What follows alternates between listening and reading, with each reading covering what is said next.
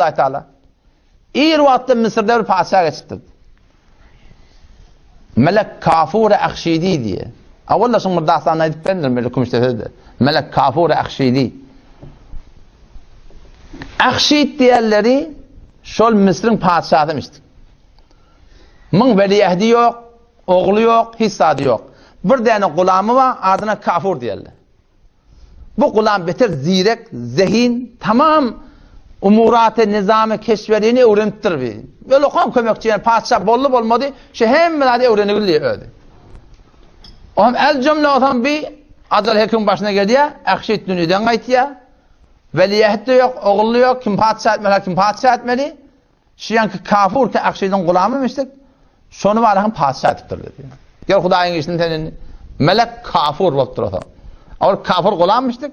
Melek Kafur Akşidi, melek boluptur, padişah boluptur. Mısır'ın padişahı.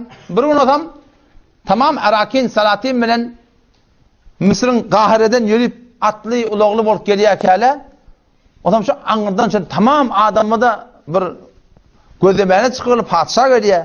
Has bir obuhet bilen sonra şu anırdan yolun uğrundan bir tane yaşurak adam ya Kafur, ya melek deyip yurtuk kayıttı diye ham.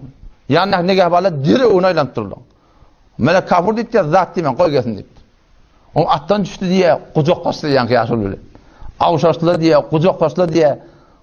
Adam Melek Kafur ona deyip diye gördün değil mi doğan kavul oldu deyip diye. Ona elhamdülillah diyen kavul oldu deyip diye. Padişahın uğurlarken sen de doğan kavul oldu deyip diye. Hem adamla gödeyip düşünüşünek neye mi bir padişah bir tane yaşlı o da ovaça adam gödü görüntü yok olamıyordu. Şu böyle neye mi gurulmaka, neye mi razı vaka bolyar onu hoş işin mutakıtmatta soram gelarım bırak minik kayıttırlar. Ama uğruk gelirlerine Melek Kafur'dan soraptılar gaziye neye mi deyiptirler şu yaşlı neye mi? Onunla memmiren şol ikimiz 15 yılla bir adamın gulamdık diye.